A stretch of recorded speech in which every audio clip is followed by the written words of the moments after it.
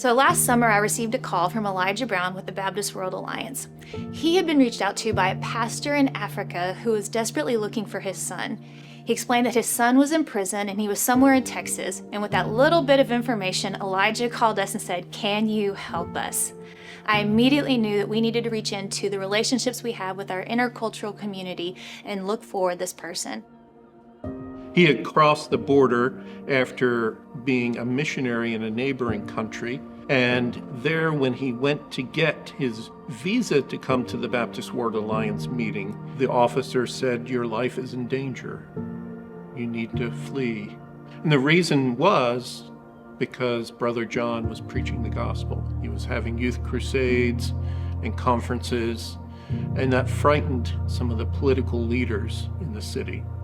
When he presented himself crossing the U.S. border, he was put into detention. I found the chaplain for that particular facility and reached out to him, and I gave him my phone number, and he gave that to the detainee.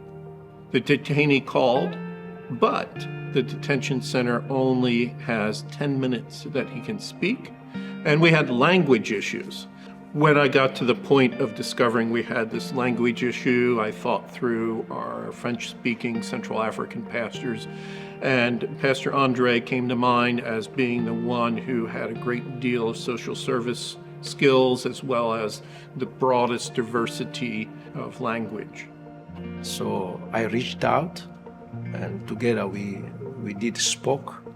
And then he was so anxious because, his condition in the detention was deteriorating day to day. We had a couple of times praying with him.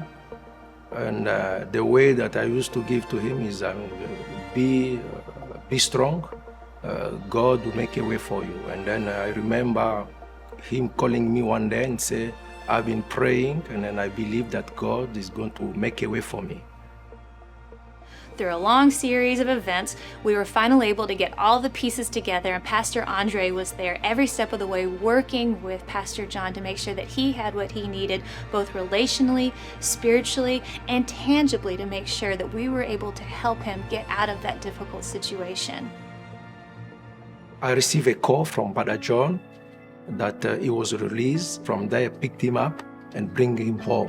And then I remember that day he asked for if we can talk to Pastor Mark. I called him, Pastor Mark, through the video call.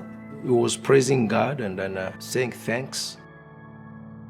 When I think about the Center for Cultural Engagement, one word that comes to mind is relationships. If it wasn't for the relationships that our intercultural churches have, not just within our Texas Baptist family across our state, but with our Baptist family across the world, it really highlights that we really are more together.